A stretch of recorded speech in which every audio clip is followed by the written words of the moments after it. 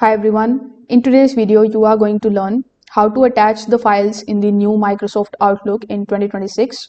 So the new Outlook makes the attaching documents, photos and links much simpler than its redesigned toolbar. So without further ado, let's get straight into it. First of all, you need to open your Outlook application on your computer. Now here click on the option of new email on the top left hand corner of the screen. In this particular message window, you just have to look for the option of this clip or attach a file item here on the top. First of all, make sure that you click on the option of body so that you would be able to see all of these options available here on the top. Now, when you click on this particular option, it is going to show you whether you want to select the file from your computer or from OneDrive, or you want to upload and share, or you want to link.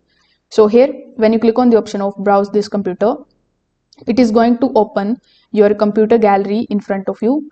So from your computer, you just have to select that particular media, whether it is a document, image or PDF or any kind of file.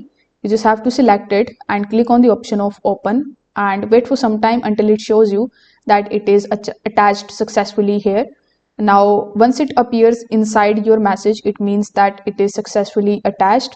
Now you can also click on this link option, and here you can insert the link. For this you will have to type anything and then select it, and then when you click on the link option, it will display your text something like this. Here when you add any web address and hit OK, this particular text is going to turn into an hyperlink. So whenever someone clicks on this link, they are going to show you your document, your image or your PDF in your web browser. So this way you can attach the files in Microsoft Outlook in 2026. If this video helped you out, make sure that you like this video and subscribe to the channel. Thanks for watching.